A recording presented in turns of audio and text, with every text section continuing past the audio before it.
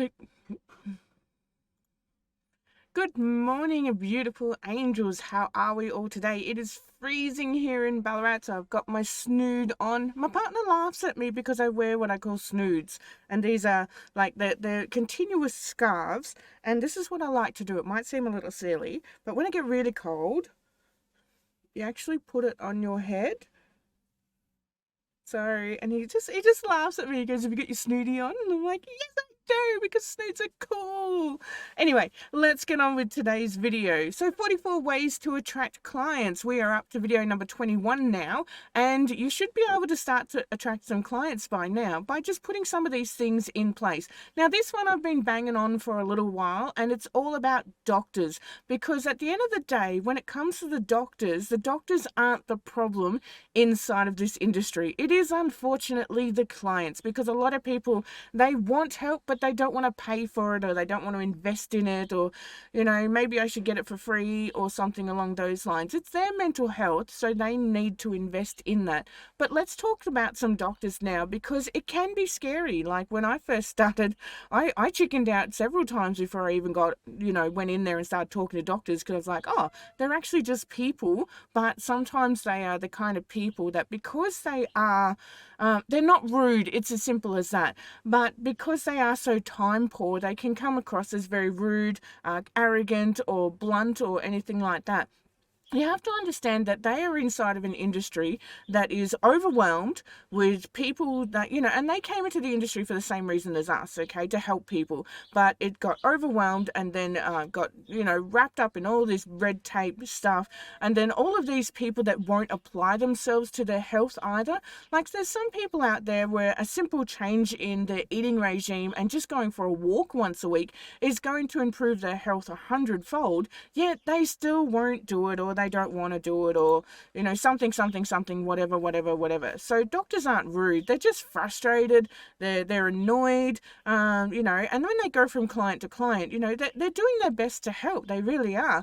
And then you get to that third or fourth client that's, you're running late, you've got bookwork to do, you've got all this other stuff to do, and as a requirement of your job, and yet you're still expected to sit down with this client and listen to them go on, and then they haven't applied themselves to their medication or their diet or their exercise or something like that. So, they get just as frustrated, if not more, than many other people. And, especially with surgeons. So you get people who say, hey, you've got to rest for 6 weeks. And after 3 weeks, they're like, no, I didn't rest, and now I've still got problems. Like, it's just frustrating for them. And I do feel for them.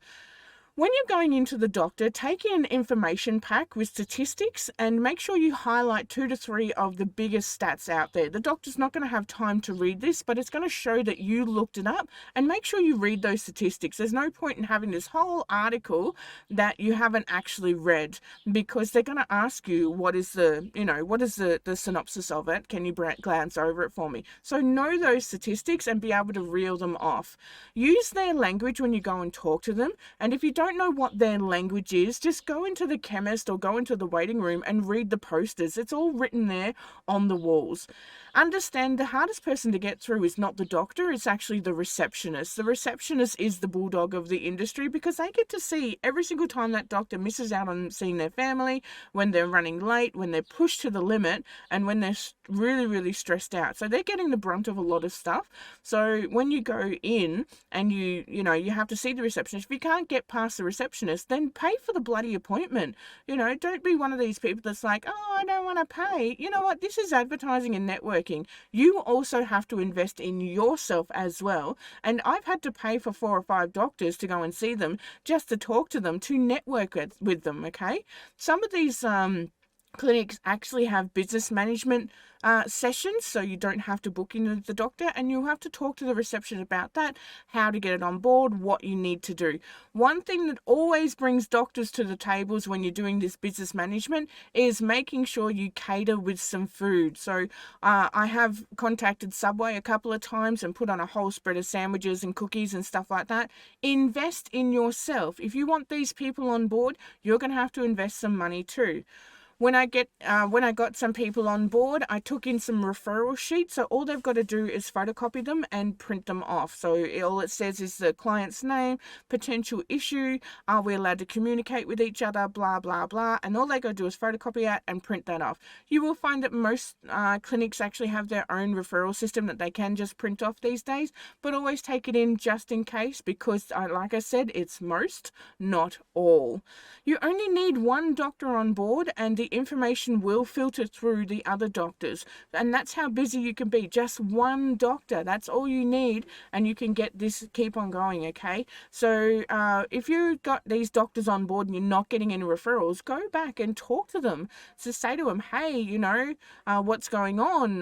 What are we doing? Because you've got to understand that they're busy. Sure, you did a pitch to them. Sure, they said yes. But now you've got to help them remember that they can use you as a resource. So go back if you don't get any clients, because these people are busy.